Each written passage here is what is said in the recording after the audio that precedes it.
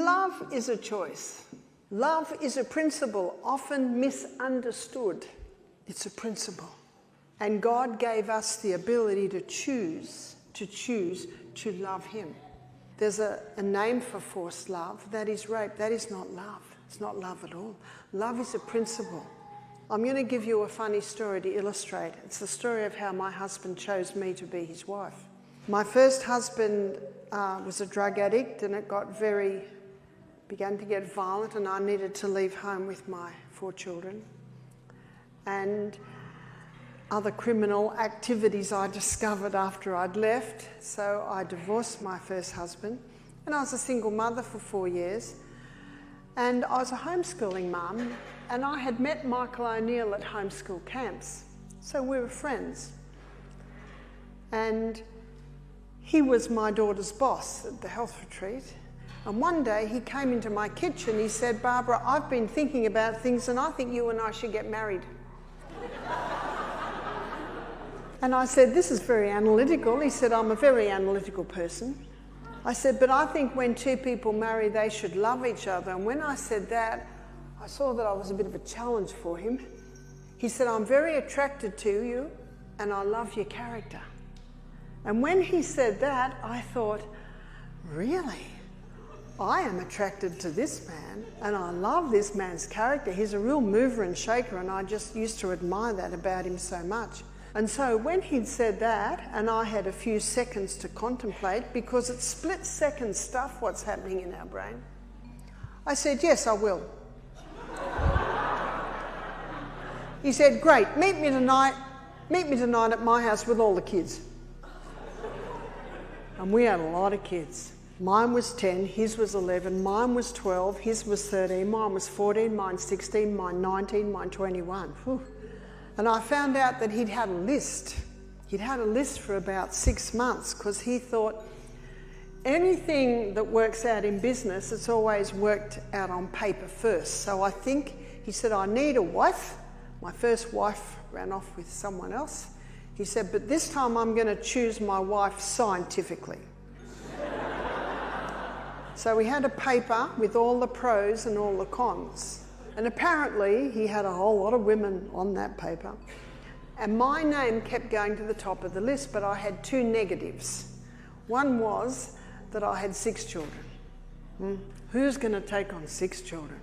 But when he got to know the children, they weren't brats. He said he couldn't have handled brats.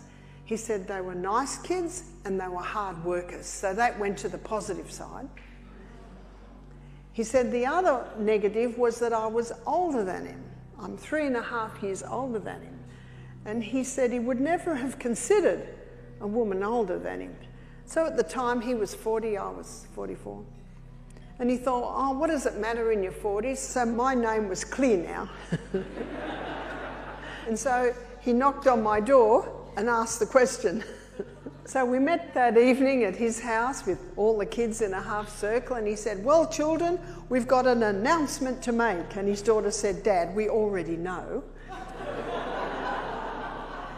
He said, "Right." He said, "I'd like to know what all you children think." And everyone agreed. I thought that was a miracle. I think he showed great respect to my children by not touching me, by not coming near me, by not wooing me or anything like that until the decision had been made.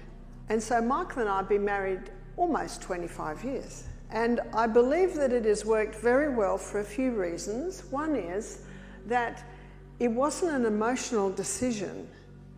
You see, when you fall in love here. You fall in love with character. And character, if it's under the hand of God, will get more beautiful with age. So many marriages are based on emotion.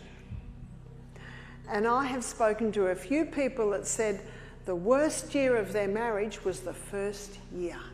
The lady's upset because the man just throws his clothes on the floor and he doesn't put the lid down on the toilet and to do all these little tiny things. And the man's upset because he comes home and there's no tea ready for, you call it supper ready, and his clothes haven't been washed, and woo-wee. So I say to people, when you marry to serve. And if you serve and both serve, things will work very, very well.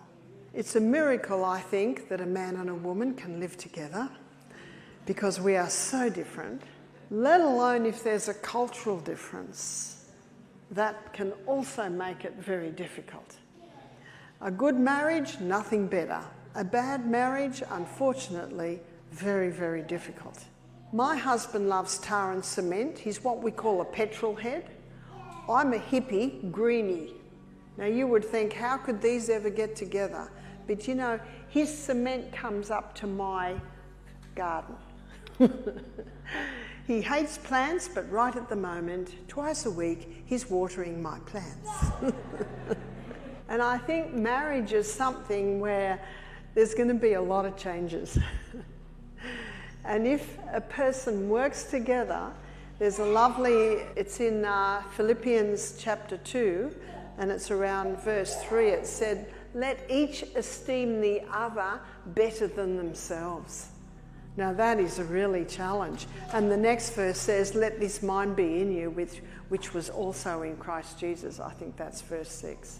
And that was Jesus' mind, wasn't it? That he esteemed the other. This is the great God of heaven, esteemed the other better than himself.